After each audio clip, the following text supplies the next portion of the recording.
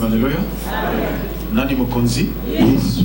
Nani mobikisi? Yesu. Nani nzambe? Yesu. Soki azali mokonzi pe mobikisi pe nzambe na sengi opetere maboko na milolo. Oh Yesu. Nani asala kaloko na yo? Oh Yesu. Nani akokani na yo?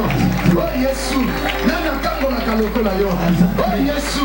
Nani apambo na kaloko na yo? Oh Yesu. Nani apiki sa kaloko na yo? Asamo kili loko na yo. Nani me mosusu de. Naka yo nkolo. Oleki bandanga kisi. Oleki satana. Oleki bandemo. Oleki bandoki. Oleki nyoso na wape. Lodo sa fe. Sa souverain. Yes.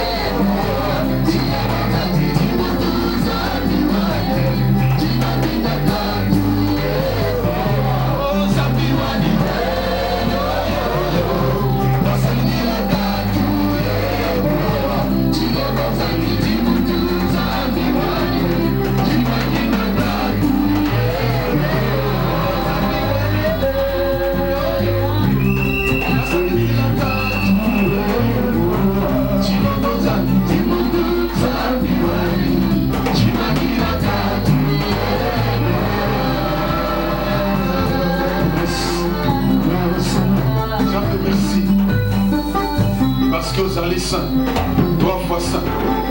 Merci de nous permettre de s'engager. De qualité de grâce, merci à mon Seigneur. La cinquième présence, et je demande la présence de tes saints anges. Je demande encore ta propre présence, Seigneur. Et la présence du Saint-Esprit au milieu de nous. Fais quelque chose en notre faveur. Afin que nos ennemis le voient. Qu'ils sachent que nous avons un Dieu. Au nom de Jésus. Et j'ordonne à tout esprit maléfique de quitter ces lieux et d'aller dans les lieux de ne plus revenir. Au nom de Jésus. Esprit d'incrédulité, tout esprit malin doit quitter ce lieu. Parce que toi, tu es le Seigneur des Seigneurs. Tu ne peux pas habiter avec les esprits méchants. Là où tu es Seigneur, le diable ne peut jamais s'approcher. Comme tu es présent, Seigneur, le diable est loin de nous. Au nom de Jésus, Seigneur, prends contrôle de tout ça. Afin que ton nom soit glorifié. C'est que nous, tes enfants, nous soyons dans la joie et dans la bonne. Je vais te prier au nom de Jésus. Nous disons 3 fois Amen. Amen. Amen. Amen. Et ta maman comprend la beaucoup de la liste.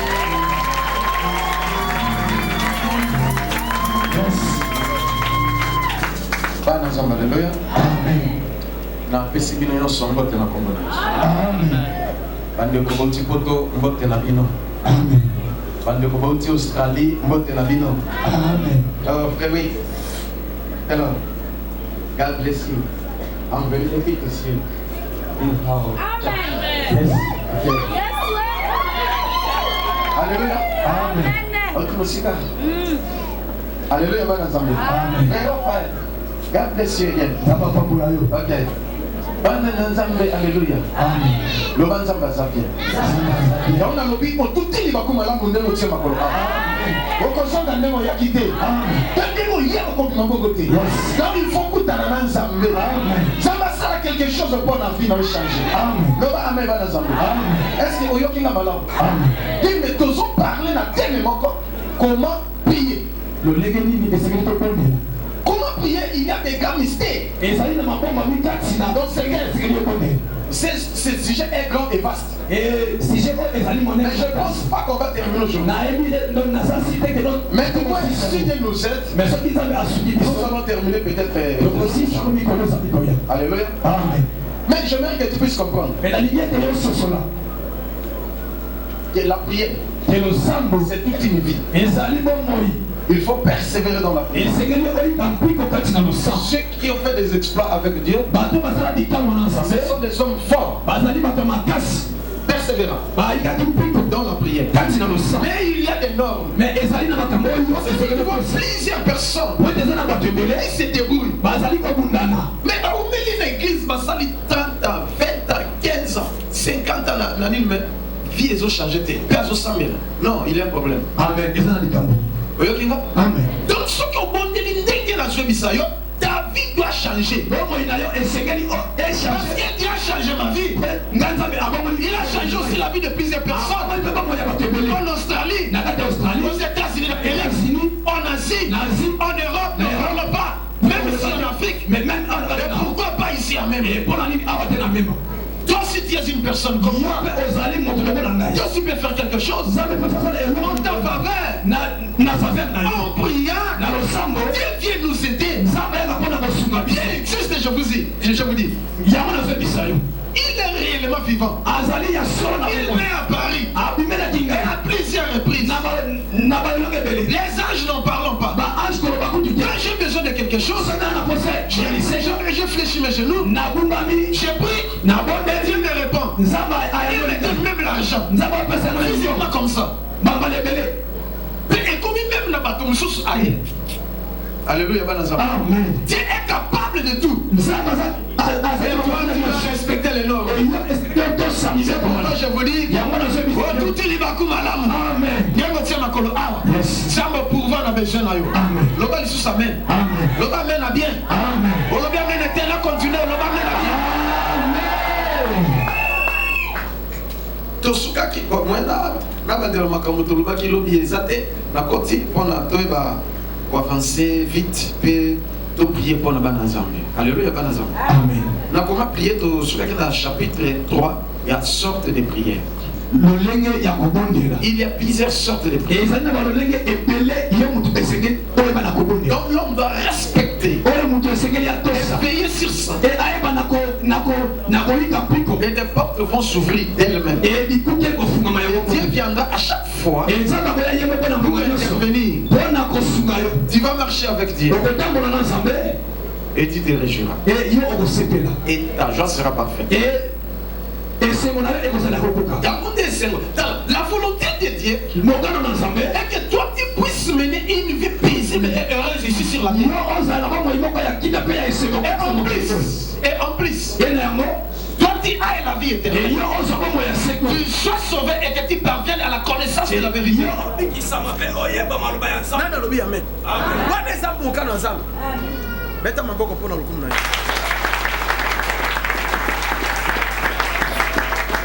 Lingi yo bonga.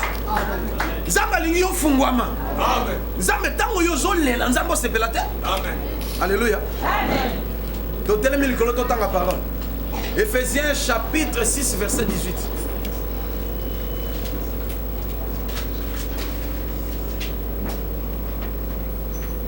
Éphésiens chapitre 6 le verset 18. Tu veux savoir le toquer le micro. Éphésiens chapitre 6, le verset 18. Faites en tout cas par l'esprit toutes sortes de prières et de supplications. Ça là, le son a esprit. Le son ma bonne élite. Veillez à cela avec une entière persévérance. Veillez na yango, na persévérance. Et priez pour tous les saints. Au bon de la rappel pour na baninga mususu loba amen. Amen.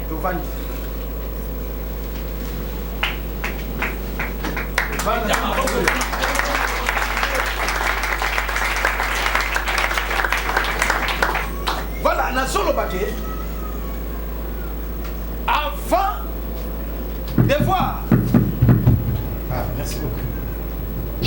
Avant d'étudier les sortes de prières, avant d'entendre le légué, voyons d'abord la manière de faire ces prières. Et hier, on avait vu qu'il y a la prière à haute voix. La prière expressive. Cette sorte de prière, les diables ne supportent pas.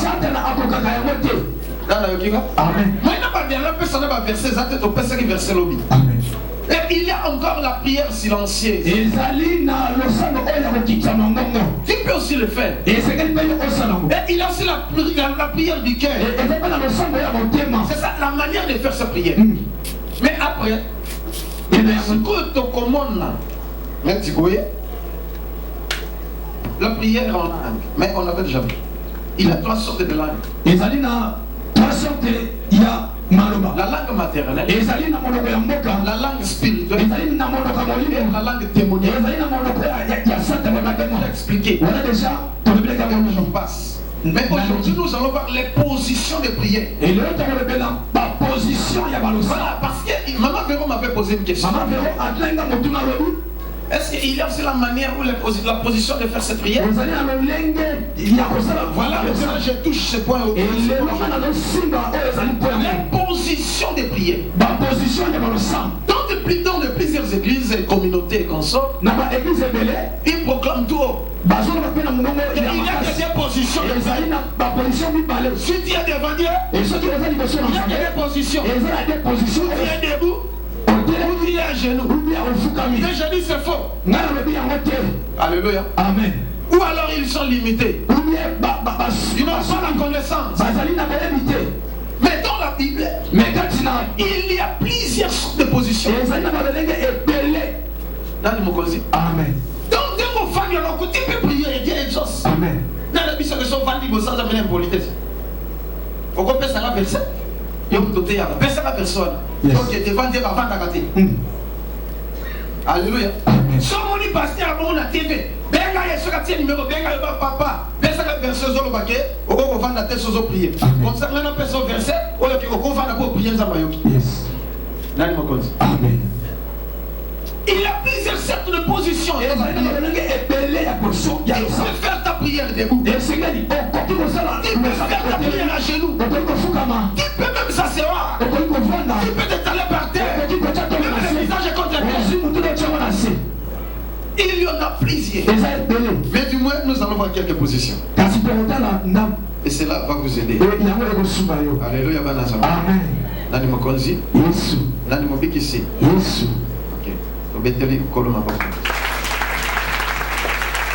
La première position. Position ya liboso. Debout et les mains levées. Ezali otelemi pe ochema moko likolo.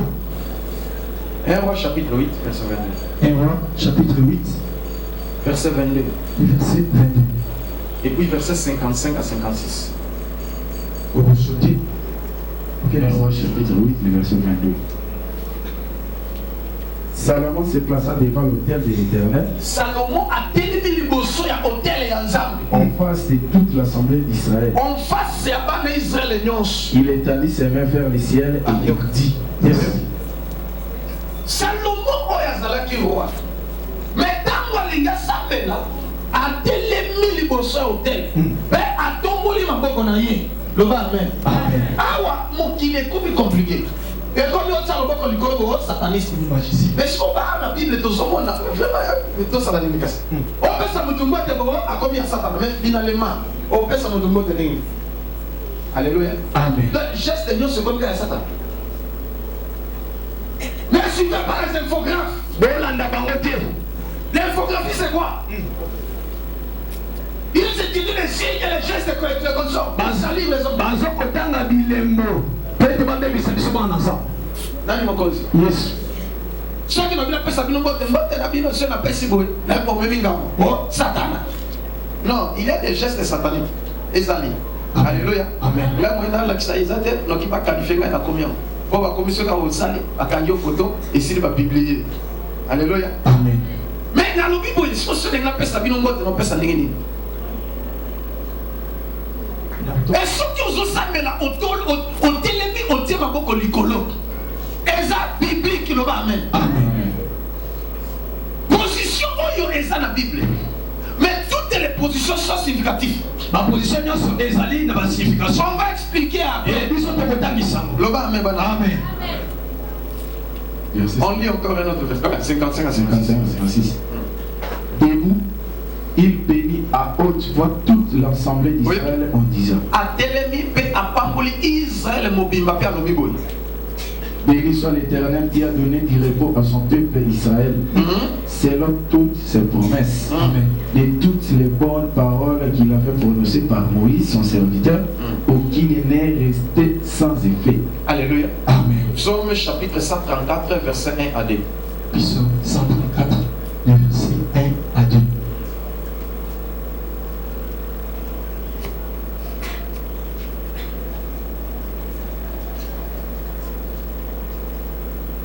Psaume chapitre 134, verset 1 à 2.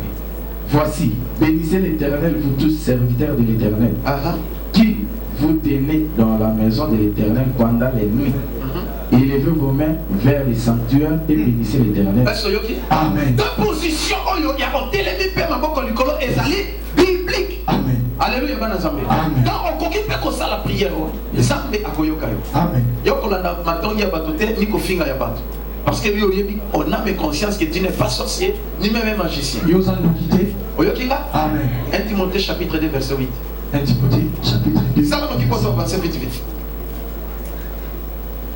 1 Timothée 2, 8. 1 Timothée chapitre 2, le verset 8. Je veux donc que les hommes prient en tout lieu. Zambe aligné tes pas, tu vas saper la gare. Amen.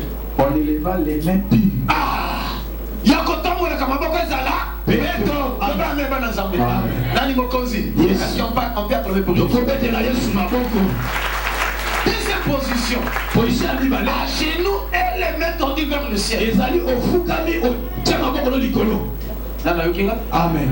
Position à Kofukama. Puis au tomboli maboko na yo. Ezali biblique. Yango omoni biso awa tosala kango surtout lobi lendi. Amen. Alléluia. Amen. Donc comment tomber la kango nini? Genoux mains levées. Genoux mains levées. Interson mains levées. Voilà, et ça biblique. Amen. Donc on peut faire explication dans ma position, explication nango après. Mais il y a des zones dans nos portes avancées. Des Chroniques chapitre 6, verset 12 à 13. Des Chroniques 6, 12 à 13.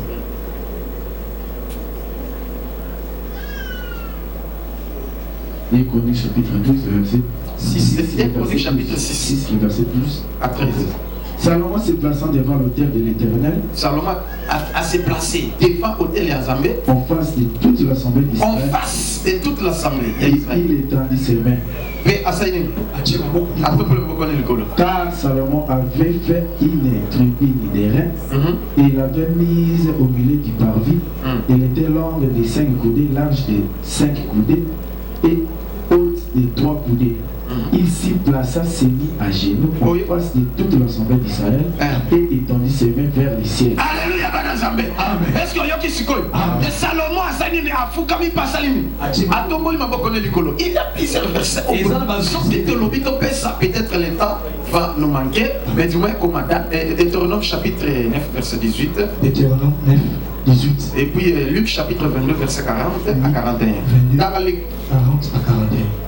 Acte chapitre 9, verset 40 à 41. Luc 22, verset 40 à 41. Église à Jésus. Alléluia, Amen. Si tu as une question, tu poses. Ceux qui osent aller dans mon tuna. Dans l'église de Bélé va poser la question. Parce qu'ils ont envoyé Jésus. Amen. Catholique, au protestant, on avait vu des réveils nous soutenir. Donc, awa, ceux qui osent la question, autour de répondre. Parce que Jésus a ramené côté. On va poser la question. Vrai ou faux? Vrai.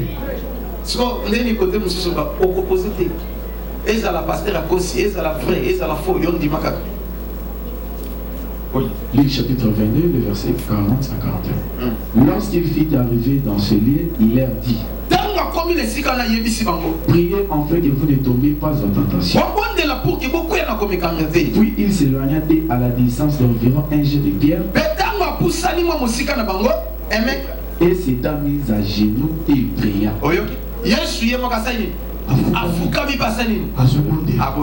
Alléluia. Amen. J'en passe. Troisième position. Les visages contre terre. Position, il y a Misa. Ou alors c'est jeté par terre. Amen. Cette position doit se faire pas moins d'une heure. Ce que l'ingé peut ça avec exploit. Les visages contre terre. Tu vois ma face. Les gens pensent que je suis musulman. Passe par là, là où je passe. On me salue. Assalamu alaikum muallim. Et moi je réponds alaikum salam. Accent. Alléluia. Amen. Et va dire la position. Yes. Parce que quand on se présenter quelque part que je suis évangéliste. Non, tu es musulman. Non, je ne suis pas musulman. Celle-ci. Ce sont les positions des prières. Je me mets à genoux pour adorer mon Dieu. Et je mets mon visage contre terre. Je suis fort dans la prière. Dieu m'a fait grâce. Et il m'a révélé cet enseignement. Et je vous révèle des mystères cachés. Je n'ai pas pris ça au banc de l'école. Si je suis un pasteur, et c'est Jésus qui m'est apparu. Et il m'a enseigné sur la prière. Et quand je prie, il y a des choses extraordinaires qui se passent. Il y a des manifestations. La colonne de nuée. La colonne du feu la nuit. Et ainsi de suite. Quand je marche, et je suis en train de prier, je vois des anges. Ils apparaissent. Et je marche avec eux. Alléluia. Amen. Dieu te fera grâce aujourd'hui. Je suis qu'un simple homme. Ne m'adorez pas. Ne me glorifie même pas. Je n'ai jamais fait un effort pour que Jésus puisse m'apparaître. Je n'ai jamais demandé aux sages de m'apparaître. Mais c'est lui-même qui m'a fait grâce. Mais plusieurs personnes qui avaient douté, Dieu les a apparus. Lui-même. En France, en Belgique, aux États-Unis, et par-ci par-là. Alléluia. Il peut m'en physiquement. Amen. Il peut m'en confirmer. Yes. Alléluia. Amen. Moi je prêche, je suis au titre de Amen. Mais il y a mon cas pour confirmer. Là, c'est justifié par la. Il y a plusieurs personnes ici. Jésus les a apparus. Même les anges aussi. C'est une grâce que Dieu m'a fait. Il te fera grâce aujourd'hui. Mais respectez ma principe. Matthieu chapitre 26, verset 30. Matthieu 26, verset 30. 36 à 46. 36 à 46. Matthieu chapitre 26, verset 30. Et puis 36 à 46. 36 à 46. Après avoir chanté les cantiques, ils se rendirent à la montagne des Oliviers. Nasima ya koyemba banzembo yoka Yesu mutala kisibiso le chemin par excellence. Donc abandino koyemba yo yembe la kanzambe te pona. Dosi to loba. Yes. Soit banzembo répertoire ya banzembo banzambe yemba. Amen. Yesu moka bande koyemba. Amen. Oui. Alors Jésus leur dit. Yesu abise bon. Je serai pour vous tous cette nuit une occasion de chute, car il est écrit, je frapperai le berger et les brebis du troupeau sont dispersés. Mais après que je serai ressuscité, je vous précéderai en Galilée. Yes. Pierre prenant la parole lui dit. Ça c'est le verset 30. Je lis 30 et puis 36 à 46. 36 à 46. Là, Jésus alla avec et dans un lieu appelé Gethsémani. Et il dit aux disciples, asseyez-vous ici pendant que je m'éloignerai pour prier. Il prit avec lui Pierre et les deux fils de Zébédée. Et il commença à éprouver de la tristesse et des angoisses. Il leur dit encore, mon âme est triste jusqu'à la mort. Restez ici et veillez à moi. Amen. Puis, ayant fait quelques pas en avant, il se jeta sur sa face et pria ainsi. Jésus a se jeté sur sa face pour prier. Jésus s'est mis à genoux. Et le visage contre terre. Il a commencé à prier.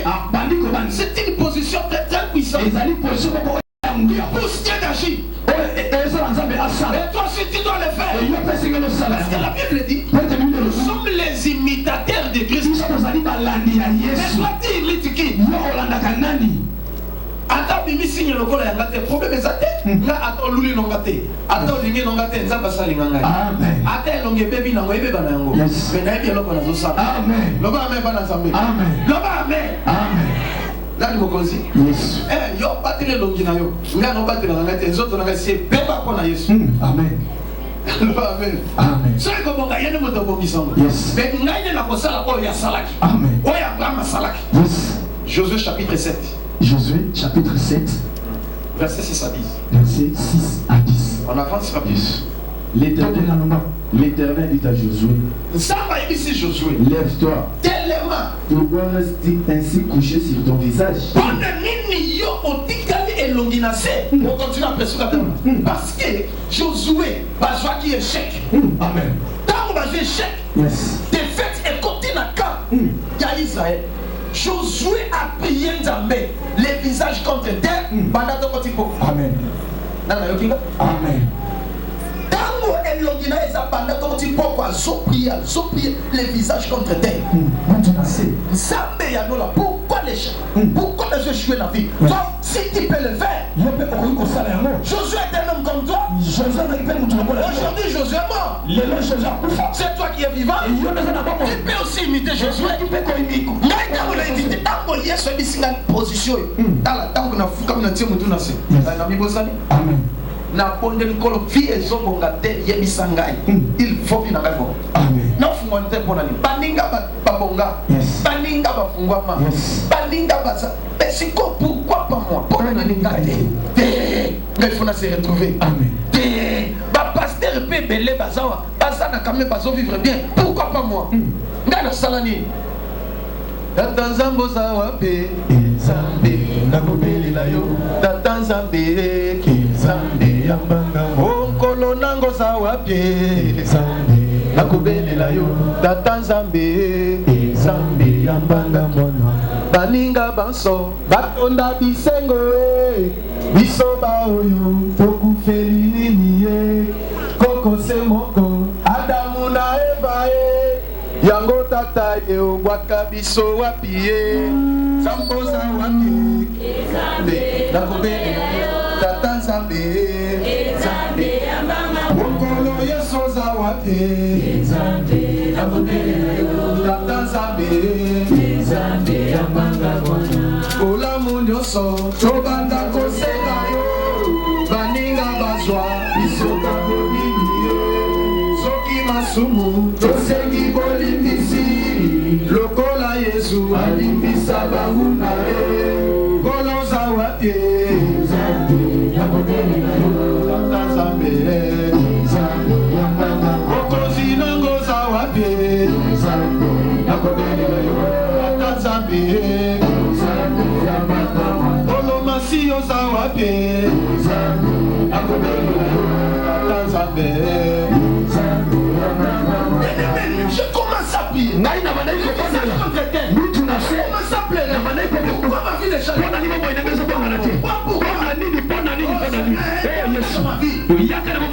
Si peut-être mes parents, pardon Seigneur, peut-être moi-même, Seigneur, pardonne-moi, si c'est non, interviens en ma faveur, vite-moi. Alléluia. Amen. Amen. Josué, pourquoi tu plais? Josué, pas l'année où j'étais là. Amen. Amen. Lokola papa me makamwana moke. Yes. A consoler ngai. Alléluia. Alliance na ngai. Abinga na kotombola yo. Amen. Na kopakola yo. Amen. Vina yo okomona. Yes. Ata ba kunso ba kolonga yo. Amen. Ba kosala tout ba ya dire jamais mutakokitsa. Alobi na ngama kama bien. Pena somo na ba fait yango. Amen. Donc si tu peux le faire. Josué avait fait cela. Après Dieu l'a consolé. Il a eu la victoire. Alléluia. Amen. Mais yo ça la kamote pona. Nini. Oja koninga non. Pona ça la kamote. Ceux qui vous en aboyeba. Alléluia. Le visage contre terre. Ou alors se jeter par terre. Amen. Alléluia. Mais ce sont ça là, on dit que vous amen. Ah, ça va pas bon. Amen. A fini nous. Allô, tu vas bien? Attends, ma bonne côté.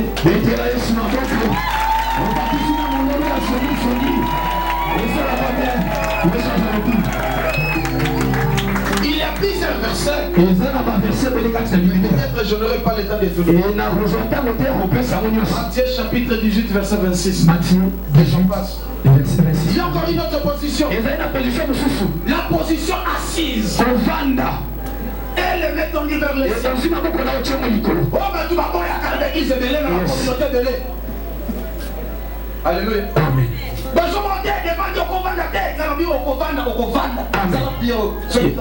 Yes. Ah.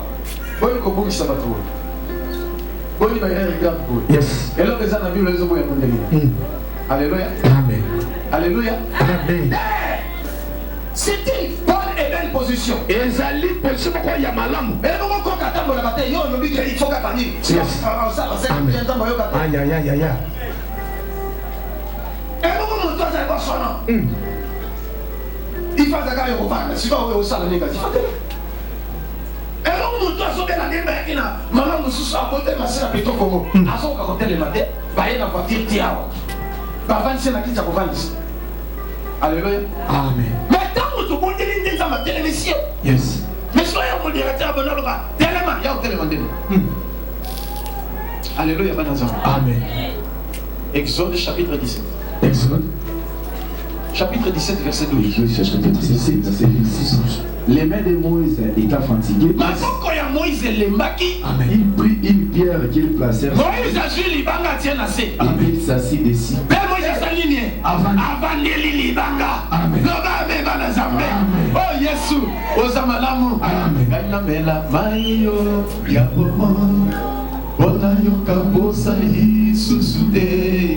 Yesu azali mayo ya boy. Tele yoka Moïse.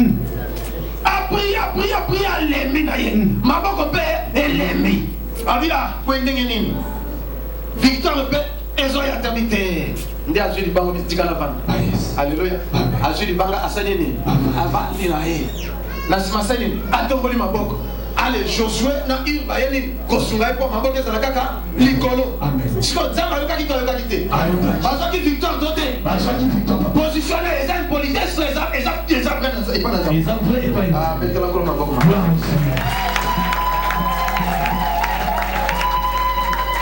Alléluia. Les positions de prière. Le ligne pour ça la position. Il a encore une autre position. Il a une position en sous. Le visage entre les genoux. Et se pencher contre terre. Et au tengami. Les visages entre les genoux. Et se pencher contre terre. Et au tengama. Ogumbami. Yes. Na ko jeune ba musicien ko basala gaira. Bino ko bi lingala te. Ngana tanga lingala, hein? Langue locale. Balobaka kumbama te balomande kumama te frère. Ils avaient gravé et qu'elle pour la balobama na télé à l'évasion se passer kumbama. Yes. Alléluia. Amen. Voilà. Kumbama et kolo Yesu et kumbama. Kumbama exactement les autres bazama kumba te kumbama na kumbama des choses différentes. Na kumama te kumama te. Amen. J'avance. Le visage contre terre et se pencher contre terre, c'est-à-dire le visage contre les genoux. 1 Roi chapitre 18 verset 42. Prière et pour au cours de 10 minutes à part avec fait à la très. Il y a vite fait. Amen. Amen. Aussi beaucoup na yo. Alléluia. Amen. Et ils ont compris. Ceux qui nous écoutent aux autres, aux amis qui sont aux autres. Mais ça la Bible. Amen. La paix c'est ça.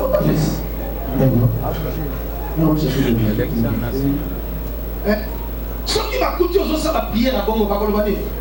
Attends, à l'église, donc c'est la prière. Pas comme la boutique.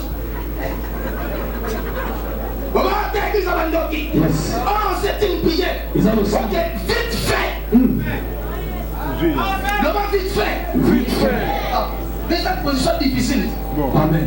Il y a un homme qui 1 chapitre 18, le verset 41 Eh, yo. à 46. Ah. Et il dit à Akab, Eli a dit ici à Akab. monte, mange et bois, Mata, kende lia. car il s'est fait un prix qui annonce la pluie. Ezalina lokito omule lingeke. Akab monta pour manger et pour boire. Akab amati pona kolia. Mais Élie monta au sommet du Carmel. Pe Eli amati na ngomba ya Carmel. Akisa. Et se pencha contre terre. Ah. Eli aseni. Il s'est penché contre terre. Ah. Il mit son visage entre ses genoux. Yoka, azui visage aseni. Entre les genoux. Bien qui dit c'est quel exercice. Alléluia, ben l'Assemblée. Quel exercice. Exercice 1. Maman Sala Yango. Amen. Les hommes bibliques sont dans cette démêlée qui ça y est. Amen. Sur la monnaie, ma monnaie, on gagne un problème. C'est pourquoi Jésus dit Yes, hallelujah. si tu veux faire ta prière, entre dans ta chambre, ferme ta chambre. Là où elle est Seigneur, Dieu va t'exaucer. Alléluia. Amen. Il y a d'autres positions. Moi, ça n'a mis ça bateau. Exact. Bon, ce bateau, moi, je vais bien à Salakangaka, Salakandoki. Et quelqu'un comme ça, vous allez nous Amen. mais il y a une position de souka pour continuer la chambre au camion. Ça, la chambre. Amen. Amen. Ah, nous allons pas parler. Amen. Le vite fait. Vite fait. Le bon combat, Yahweh. Il y a la cosa là, les noms. Il y a la cosa là. Vite fait. Vite fait.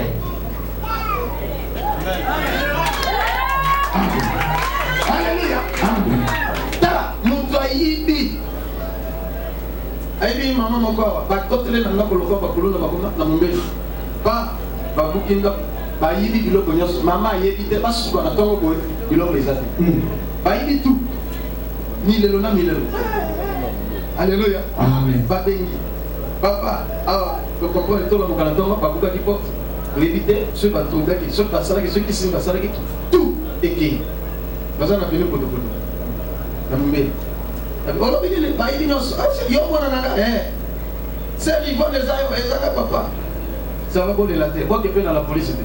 Nous doit na. Avant de comme à 18h, il a besoin de ça. Mais pas il va y avoir la. Alléluia. Et si là, on a continué la chambre. Alléluia. Amen. 2 minutes. Yes. Papa, il a quoi? Amen, amen. C'est la télé. C'est comme si je n'ai rien fait. Le bon a sali. Oh, il y a quelque chose que je fais. A sali le comme encore. Là, là-bas. Là, ça colle. Ça voilà. Yango, nzamba boy biloko to pese pas nanani. Et par le mboité, dans Matthieu chapitre 7, après il ne donnait pas des choses saintes aux chiens. Le fait santé biloko ya Et au mort. Et je peux pas retourner contre eux, pas bien d'ailleurs ici sur Nganga, pas demander. Yango na so pesa no pona lingi bino. Bino ba to bozola na monde. Yes. Autant la version pour bon dimanche. Amen. Alléluia. Amen. À 16h. 16h. Maman a petit moko ya mkiaye. Maman, maman. Bah, moko bazakuna, bazobenga ko ke za biloko na bino. Alléluia. Pas qu'il y ait des nyonso, mais bon, biloko na bino maman. Yes. Ozo sang. Donc il moko pas mystique. Si on a fait des azolenga, papa, tu tombes dans la boule avec quelqu'un mon yo, police wa. Attends quand ba yiba ba kena la police bazalo. On récupère biloko ko tika moi. Amen. Alléluia, pas dans Amen. Dans le Mokonzi, ça va pas pour la vie. Je n'ai pas le temps de tout dire. Vous avez plusieurs exemples. Ici même à l'église, il y a plusieurs personnes qui ont perdu leur bien. On les a volés. Mais on a prié. Dieu a exaucé. Et le voleur est venu pour faire retourner les doués. Dans le Mokonzi. Yes. Ata mbongo mutayibi mbongo akenda yango bayibaka bayikola boyibi na posha na ngate moto ya zimbongo na ngai na posha ah ici mbongo le limo ya rozonga ta place ça Yes. to bon ta posha yo fungoli ya lobo te moi c'est na ngate na mama ko kila za alléluia amen po na zonga basi mama zi transport a pesa ko na zonga ko ba na mbongo te e ya rozonga ah moyibi na elimo ye e ya rozonga Amen. ici. Alléluia. Amen. 15 minutes après, on va approcher. Yes. Oh, gloire à Dieu. Bien-aimé, il faut toujours prier et ne pas se relâcher. Mais tu pries comment? Quelle position? De quelle manière? Nana fingi. Alors, il m'avait. N'attendez vous. Papa n'a pas de salaire. Yes. Alléluia. Vous comprenez? Donc, vous comprenez tout les. Vous aussi cela. Ouais.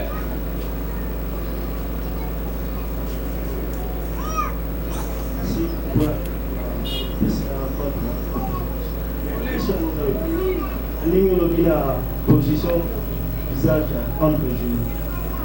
Au sein de la prière, on parle combien de minutes? Ça dépend de toi. Alléluia. Amen. Même il y a 2 minutes, même il y a 5 minutes, même il y a 30, même il y a 1 heure de ça, ça dépend de ma casse. Amen. Alléluia. Amen. Ils ont vite fait. L'homme Amen. Et ça ne va chemin de tourner, dans la raccourci. Ils allaient. Yes. Mais tout en respectant les instructions. Et c'est que nous même à ça. Je peux avancer. Les heures de prière, pour tous ceux qui savent tout prier. Les heures de prière. Bon, on a sauté ma position sous la ligne. Amen. Amen. Amen. C'est que ce n'est pas le moment de tout dire. Oui, pas passer le moment tout là. Baisse un micro. Baisse un micro. Les noms. Au commandement, vous êtes. S'il vous plaît. Oui. Nabi, il y a déjà concentré. Il y a des lignes qui sont concentrées. Ils sont de dire moi. Attends, il y a des gars là lobby. Ils ont gardé. Et vous sont là, papa.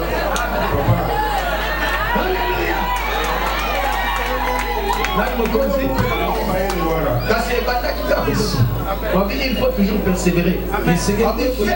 Faites en tout cas par l'esprit. Vous sortez des prières.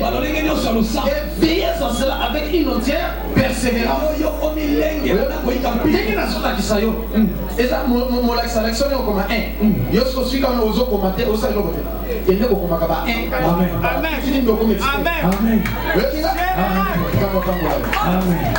On peut vous dire comme ça. Et l'autre dans la matière. Attends, tu as 18 heures. Problème est.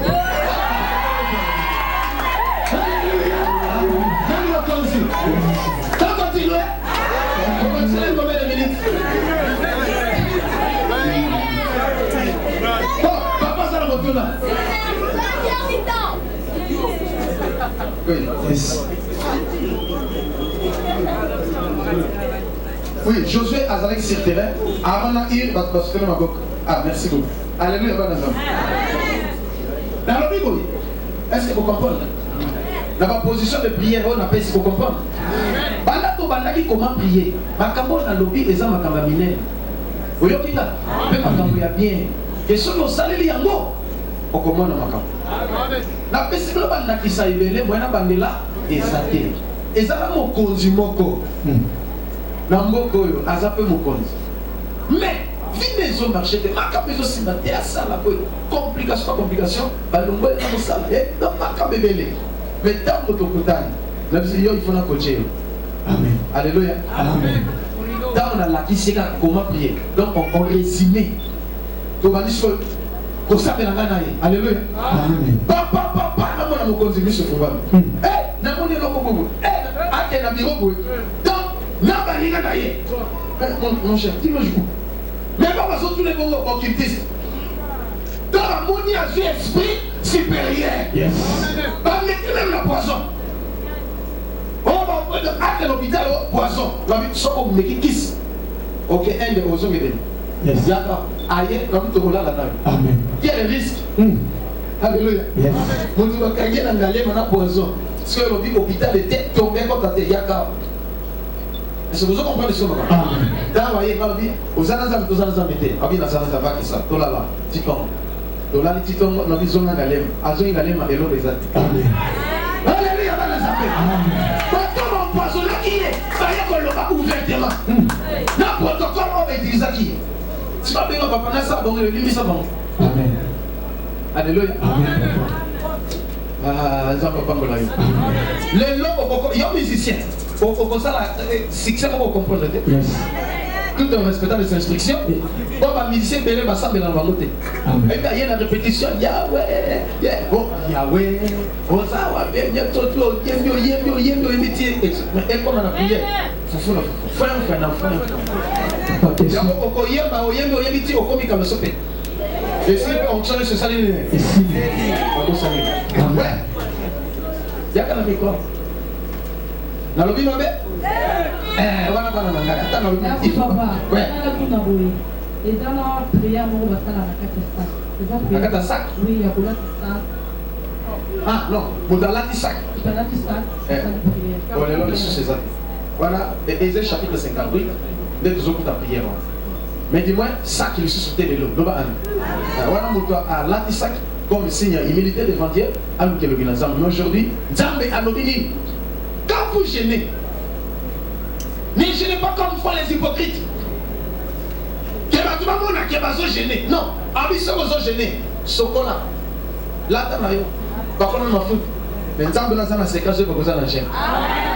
N'est-ce que Nazana, mon ami qui Nazana chaîne. Le roi Canada dit ça, soit il a vu ça derrière. N'a pas vu ma casa, n'a Sokoli Nazana. Est-ce que Nazana, est-ce que Nazana ça la tête? Voilà, puis surtout, modèle est Jésus. Oui, maman. Bon, il vient dans ma question, toi avancer. Merci, papa. L'année passée, d'un coup, les arrêts qui nous sont comment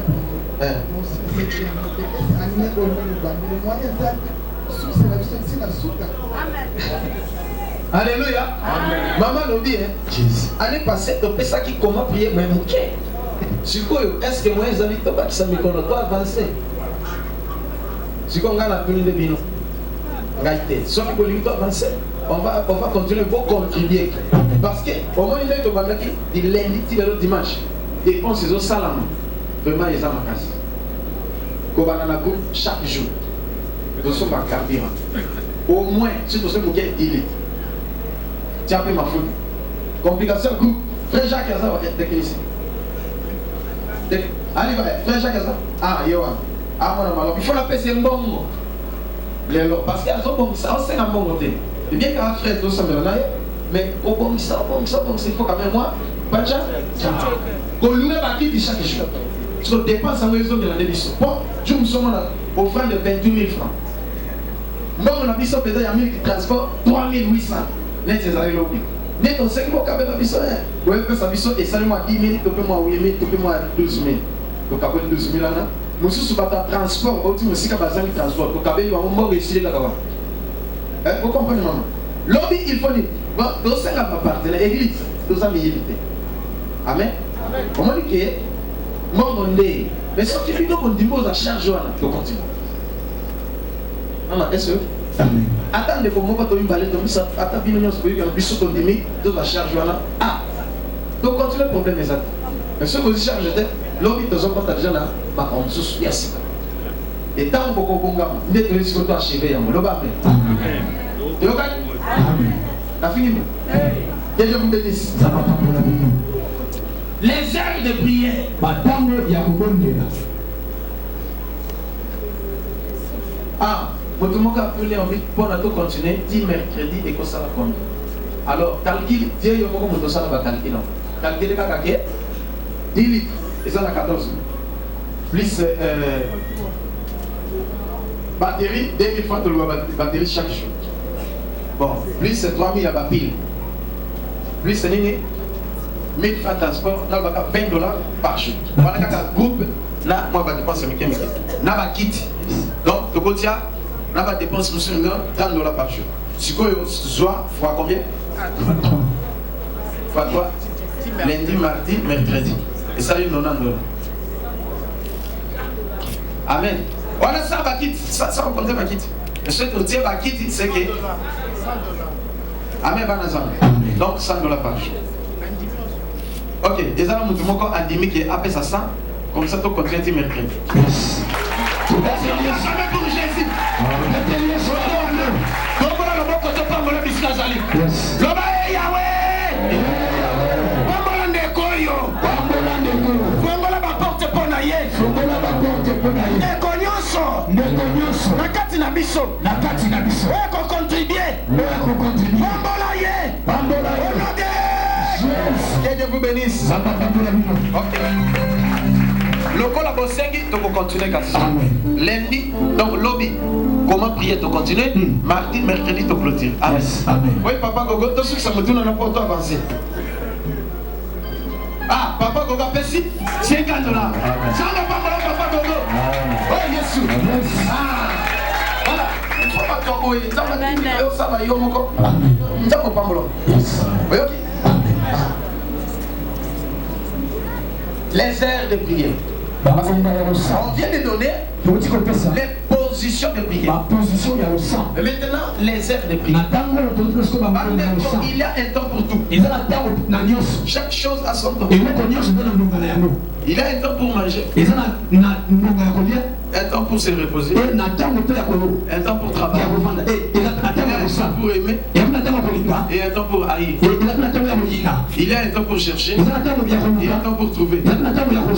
Même Dieu lui-même, il a créé le ciel à la terre. Le 7e jour se reposant. Alors sache que dans les heures de prière, alors dans la prière, il y a les heures de prière. C'est-à-dire les heures de pointe et les heures prises. Amen. Yes. C'est biblique. Alléluia. Amen. Oui, mais comme il est comme ça, c'est une ère de pointe. C'est ça, c'est la Bible. Amen. Gaïté. Beaucoup découvrir. Le bas, amen. Amen. Les heures de prière. Ecclésiaste chapitre 3, verset 1 à 8. Ecclésiaste chapitre 3, verset 1 à 8. Verset 1 à 8.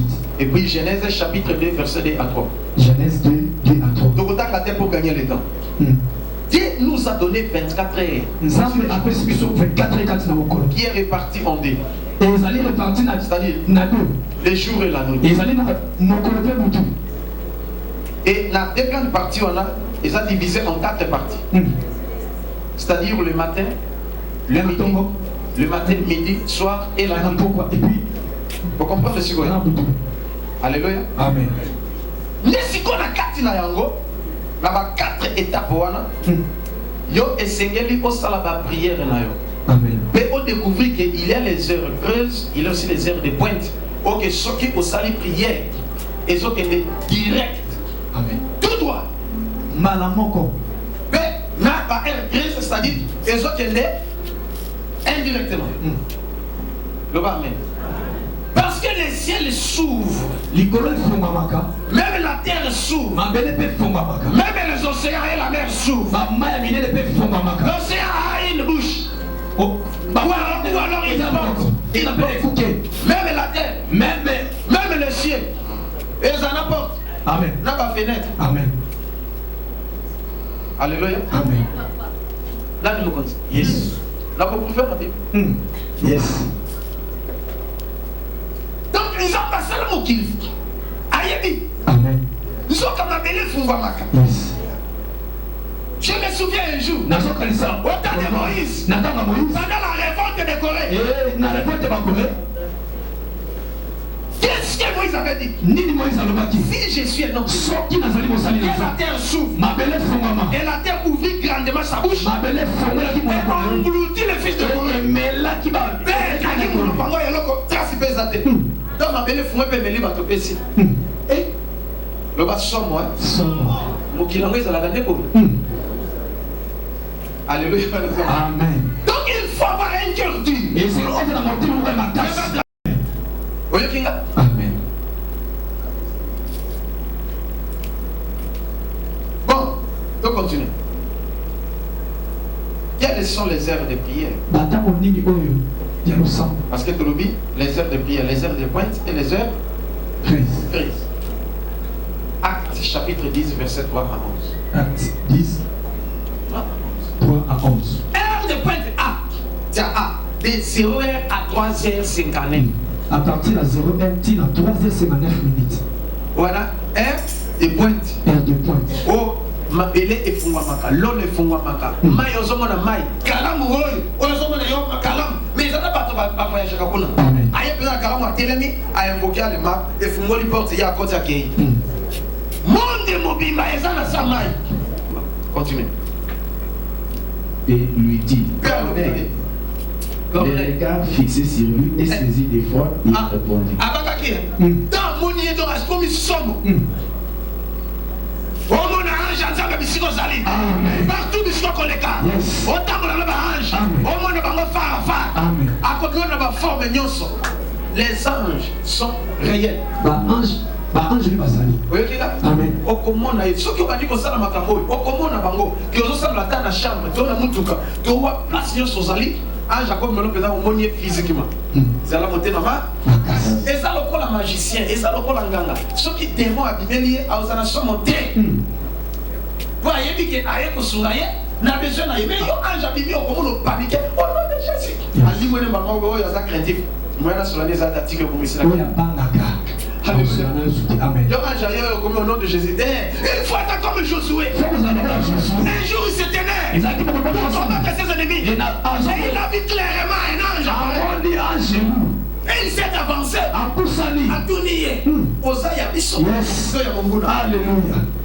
Josué était prêt. À la guerre. Déjà. Dans là, des mots. Surtout dans mon bébé. Mon bébé est bandoki. Il y a aussi un on a pas monté dans ma casse à Mikambo. Oui, Dieu nous aiguise. Il nous forme. Parce que mon père est un prêtre catholique. Là, a sali exorcisme. Mais a sali démonologie. Mais dans le service, ne abandaki ko na projet qui a initié après ça pouvoir. Mais d'abord, na balai ko idée, a initié mais après ça pouvoir te. Donc quand na cimetière na 0 heure iné. Donc comme il boye, quand le moto a saté, mais na cimetière tombe yango. Oh. Na moto a saté le chaque matin. Mon Dieu va kufa kala bata époque en noirite, ne va bomaka mon Dieu c'est comme mon Dieu a saté. A saté ndenge. Ote na mon ko na kata. Non mais au moni ndenge ni papa. Ah oui c'est là. Donc le gars, donc autant là que fille alors on va. Voilà que le gars dans cette société. Et comme il a na moi ils sont sur 12 heures, 12 heures. Mais il sait que les heures de pointe. Héros il même ma belle ça il faut pas te pas bimi. Nzambe pe abimi. Satan abimi. Alléluia. Bah je peux abimi. Alors il s'est là affrontement. Mais ce que ça ensemble. Satan n'a pas dit on va kokima musika. Amen. Alléluia bana Nzambe. Il faut faire un effort d'être avec Dieu. Et c'est comme ça ma cache ça dans la les heures de pointe. La personne est moto prier. Et là ici. Les prières étaient sont montées devant Dieu. La prière n'a pas monté et m'a dit pas dans Nzambe benza makani sebio. On voit maintenant des hommes à Jopé et il est logé chez un certain Simon, courroyeur dont la maison est près de la mer. Dès que l'ange lui dit, il avait parlé, fit partie, Corneille appela un de ses serviteurs et un soldat pied entre ceux qui étaient attachés à sa personne. Et après leur avoir tout raconté, il les envoya à Jopé. Le lendemain, comme ils étaient en route et qu'ils s'approchèrent de la ville, Pierre monta sur le toit vers la 6e heure pour prier. Vous comprenez ce que Pierre paie, Azalaki quelque part dans la journée. Dans le cycle, on a Tiniba, Pierre a évacué de l'autre côté. Mais une chose, dans le 6e heure est bêti. Quelle heure? 6e heure est heure Nini. Dans le 12 heures est bêti. Pierre a salini. Amati Ligolo, il y a un peu de négocier. Landa. Il y fait. Parce qu'il y a Zalaki dans Zala. Et il voulait manger. Pendant qu'on lui préparait à manger, il tomba en extase. Pierre Nicolas, tandis qu'on s'en ah oui, on va pas trop de choses. La zone s'appelle, n'a pas de au moins de cause de s'appelle, dans le d'accord, il va démonter. Alléluia. Amen. Des mots pour ça d'ailleurs. Il y a un moment où il va tomber sur l'église à quoi il y a aussi des mots. On a comme on a sauté, dans les angouillères, dans les et qu'on projetait par terre. Yes. Alléluia. Amen. Oui. Il vit les ciels ouverts. Ah, yoka. Tango kwe amonini. Lola efungwami. Loba amen. Amen. Mais efungwami na ernini. À 12 heures. Na ernini lola efungwami. 12 heures. C'est que ça là qui a kokanga na ba er mususu. Amen. Amen. Alléluia. Amen. C'est que ça là qui fermé na ba er mususu. Amen. Mais tango 12 heures beti taf. Lola saini. Ah lola efungwami la yo. Amen. La bi 12 heures oyo lola efungwami. Amen. Makamono solo ba sikoyo eza 12 heures. Amen. Makambo lona solo ba ndeke awa sikoyo. Ndeke do solo ba awa. Tout seul all. L'homme les Seigneurs. Les anges de Dieu et Dieu lui-même sont descendus. Amen. Et ils sont maintenant au milieu de nous. Par contre, il faut savoir quelque chose d'extraordinaire. C'est l'air que toi tu peux adresser ta prière.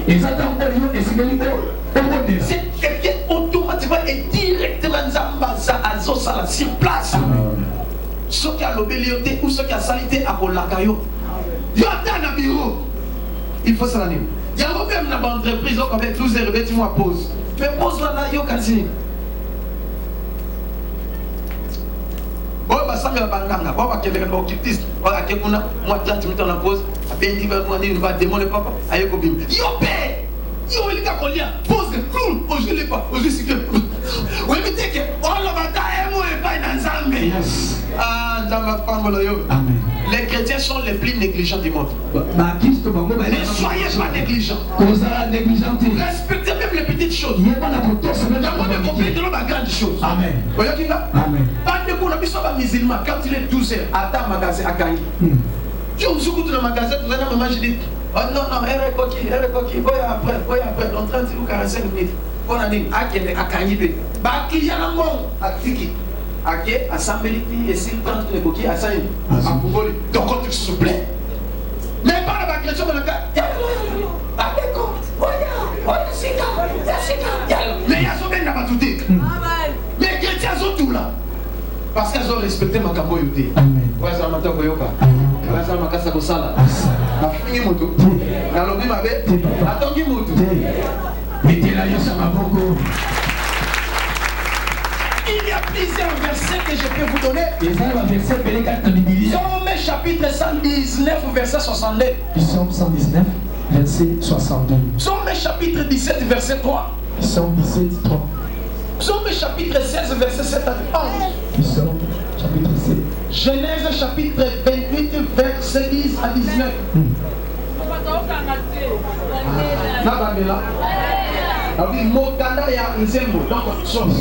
Chapitre 119, verset 62. Verset 62. Psaume chapitre 17, verset 3. Le verset 3. Vous y êtes? Psaume chapitre 16, chapitre 16, verset 7 verset 7 à 11. à 11. Genèse chapitre 28, chapitre 28, verset 10 verset 10 à 19. à 19. Genèse chapitre 32, chapitre 32, verset 24 verset à 24 31. à 31. Là, continue. Là, c'est comme un verset. Exode chapitre 11, chapitre 11, verset 4 à 7. verset 4 à 7. Et puis Exode chapitre 12, chapitre 12, verset 23 à 24. verset 23 à 24. Oui, même les hommes étant dans le dit qu'il faut à Zopo pour la délivrance à Israël. Aïe, na minuit. Yes. Amen. Alléluia. Amen. Alléluia. C'est vrai. Si elle faut mis ange à Kiti, va venir l'archange exterminateur. Aïe, pour ma première réunion. Il y a ça qui va libérer, va l'Israël, va nous voir la bombe d'Égypte. Je pédé mon corps. Amen. Quand tu les erreurs, tu dois t'élever. Et c'est que nous faisons ta prière. Parce que les sorciers, les occultistes, la même la deuxième monde, pour ne pas voter, pour ne pas baby sa finale. Amen. Mais you couldn't tell Yes. Tu n'as pas même eu le temps de parler avec Dieu. Au suite, c'est pourquoi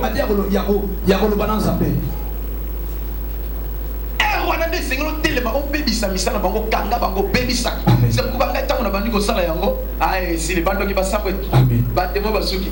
Et quand vous oubliez, vous comme un doc, il y a à quoi il y a qu'à récupérer. Donc, il y a Thomas Kofi. Alléluia. Amen. Et donc, c'est que ça n'a pas de l'opinion sur tes pays, c'est que ça n'a pas maman, il y a pasteur, il y a Branham. Maman, je dis ta vie. Nangaba, non, faut que la Nangaba est pour qui? Maman, il y a pasteur. Iné. Non, Josué Kanando. N'avait gloire à Dieu. La fongo les portes. N'a plus ma bouée. Maman, mon takala, la porte, la fenêtre, il y a moi dans l'aïe. Colimbis. Alléluia. Amen. La bimika. Maman, non, qui n'a qu'à dire. Maoué. Ensuite, il va finir que vous takala naïe.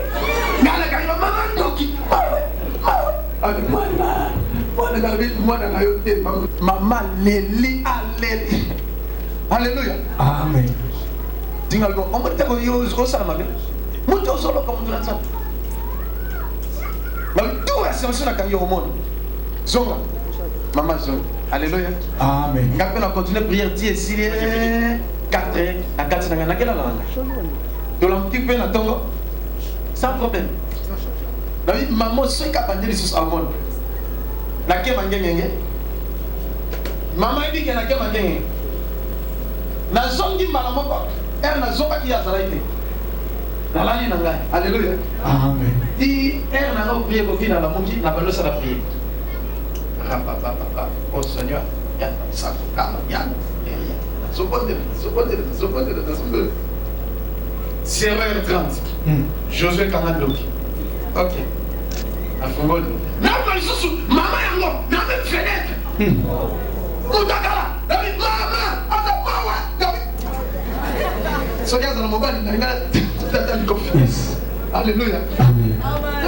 Maman, la zone, maman, papa, pardon. Non, ça c'est fondation. Tu as la zone, l'enfant du soir, maman, kaka mimolo. Ah, n'a mon nom de Amen. Zonga na mboko, donc il y a un autre chose. Ce que au Zaka, au Koufa, on a sali prière si quoi. Et yo, il faut Koufa. Aïe papa, na Koufa, tu as un pinabi mananga. Mami, obim. Alléluia. Amen. Nani mokonzi. Yes. Nani zambe. Yes. Neta maboko makasi. Kala moko likolo na Yahweh. Kono soso lokanga. Lokanga ye. Lokanga ye. Suki samayele mabe. Suki samayele mabe. Yabandoki. Yabandoki. Okoyoka te. Akufa. Akufa. Donc nous sommes dérangés à vie na yo. Donc nous sommes dérangés à moi na yo. Donc nous sommes dérangés à moi si na yo. Donc nous sommes à envoûter à misala na yo. Akufa te. Akufa. Au nom de Jésus. Abeta maboko makasi. Je suis très en colère. Nazana kanda. Amen. Donc nous sommes dans le quartier oi. Yes. Le kolanda na tia makolo ao. Yes. Nakangi misala na bango. Amen. Yes, amen. Dans l'ancêtre américain, yes. Yes. L'espace à moi. Samba Kobetaye. Amen. Encore Koufa la Komona Yes. Amen. Yes. Osangana. Osangana Keba chinois. Yes. Osangana japonais. Yes. Yaba américain. Yes. Yaba français. Yes. Yaba sakata. Yes. Oswabo yaba pende. Yes. Osangana. Oya kokomata diesel.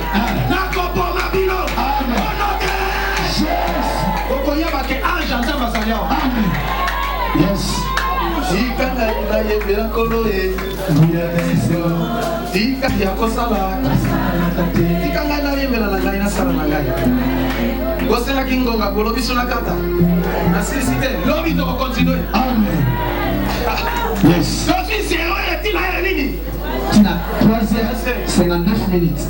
Alléluia. Amen. Mungu ngaona mwana na nzambe kolala te pardon na muka. Amen. Lobela nzambe. Ça va position va prière oyo. Yes. Okomona makambo. Amen. Bako ino na quartier sa motif. Amen. Mama na ko ino sa motif. Amen. Papa ko boya sa motif. Yes. Ngekola ata misamba ko ino sa motif. Yes. Mais oya idée anda ko lingalo. Amen. Anda ba boyo. Mais ça ba boyo. Au cause de la victorie. Yes. Nani mokonzi. Yes. Quand tu as versé ma bonne suite, on dit prier. Là-bas. Le papa. Là, ça. Là. Ça. Oui, bien sûr, c'est pas du mon colonel. Pécan. Payez sur kata qui monte ma colonne. Fais la haine. Vous voyez qui là? Amen. On comme un phénomène. Un phénomène d'utilité. Surtout quand on a compliqué comme ça. Amen. C'est ça le bébaka. Vous avez besoin de la famille. D'akuta na nga mona. Parce que na oya zakati nanga, aleki ya zakati. Amen. Vous voyez qui là? Amen. Voilà. Yonde on a nzamba lingi okoma bongo. Amen. Loba amen. Amen. Sukoyo na sakola to na sakola. Somona makambo, mais pour le bingo que bonito prier.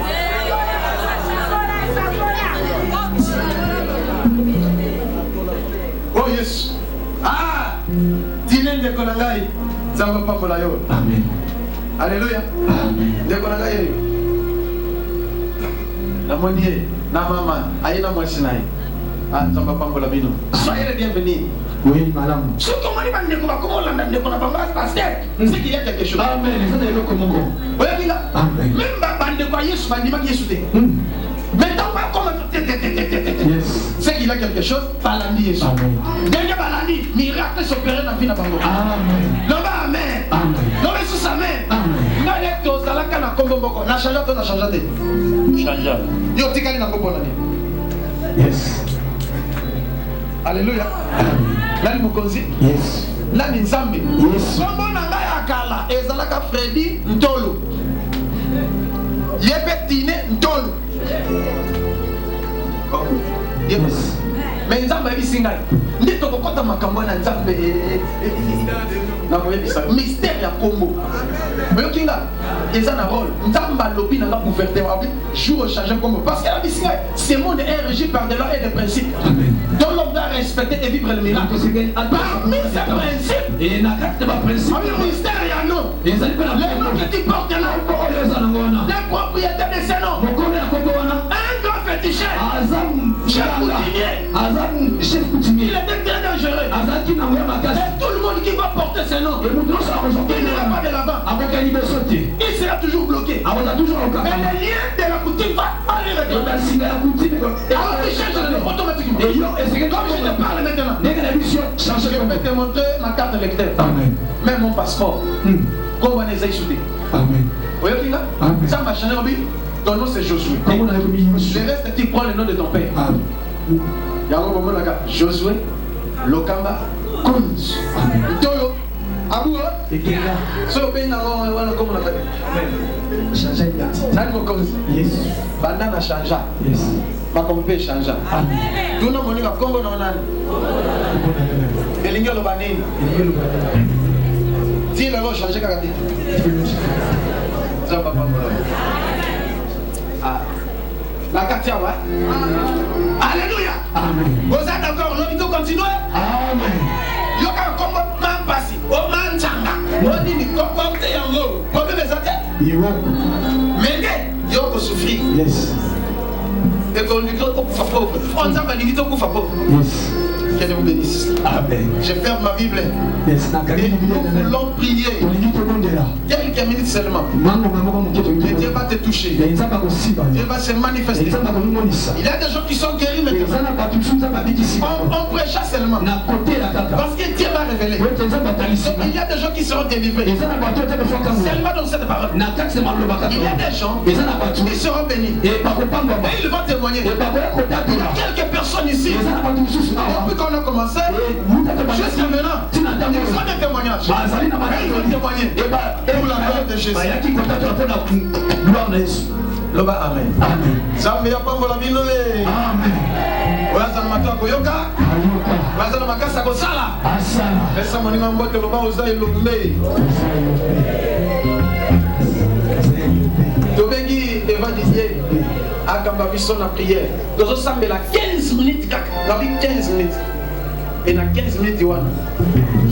Chacun lui va c'est la prière. Eloni. Onikani. Sala yango. Tu es libre. Et ça essaye. Chacun lui va c'est la genou. Sala. On lui va c'est la par terre. Sala. On lui va c'est la debout. Sala. On lui va vendre. Sala prière. La sala laisse. 15 minutes. On va donner sur la sienne pour commencer.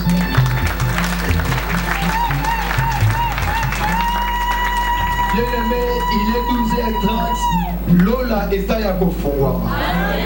Si tu as positionné au Gosaï la Losa. Na yoki yo inambi ya mwana bamei na makasi. Mais na lingo changwa pratique pour le témoigner. Lola est à Yakofongwama siko. Amen. Siko yo kosambe na ndenge lini. Osambela ya kotele matile londo kakiemela yo. Okoki ko changer te.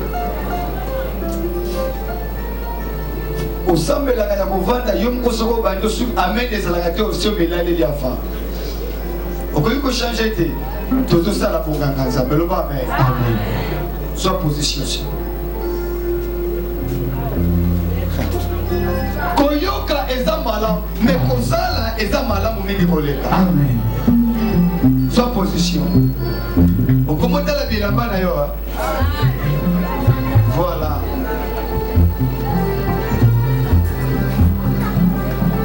Positionner de yo moneza idéal.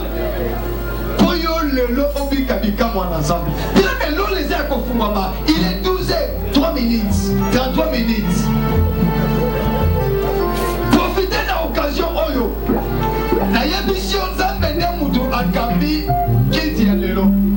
Nzambe alinga ki yo koma na ta ona oyo. Pokutana na ye.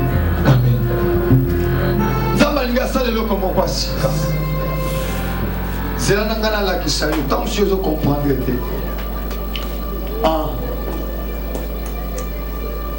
Voilà. Mise au misa na katina yo. Amen. Bien-aimé, moutayebi kilo ya passion de Dieu ko ka yo moko. C'est-à-dire, on s'appelle na pas pour ati na solution ya vie na yo. Simbela ye pasi poza solution. Mais tu vas luka ki mutu moko ta sunga ye poza solution. Le pesa tourna yo passer mon frère. Nalingi pendant 15 minutes oyo yo tatola monene ensemble. Yo mon ensemble de lolenge mosusu. Ça va te voler ma secret na ye lelo liboso na yo. Attention yo na ma position na ma haine. C'est à toi maintenant de mettre en pratique afin que au monde a le bon ensemble. Oh bien-aimé, au côté on commence à au côté la tiwa, on souffre tiwa.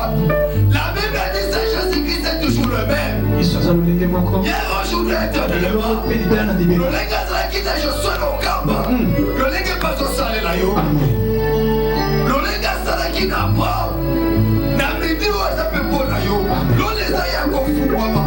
La Bible a dit l'homme peut recevoir ce qu'il a été donné du ciel. Mais c'est à toi maintenant. Yakoye va constater quelque chose. Amen. Oh bien-aimé, quand on a roulé, le roi n'a pas sonné. Bien le sonné, qu'on fout à yon sonné. Yes.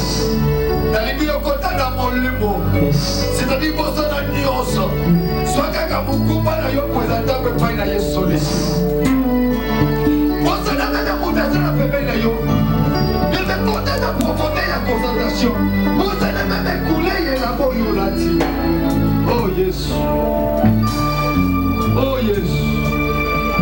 Il est maintenant yo bien aimé dans mon livre. Zaboyo zo bele na zaboyo bien aimé.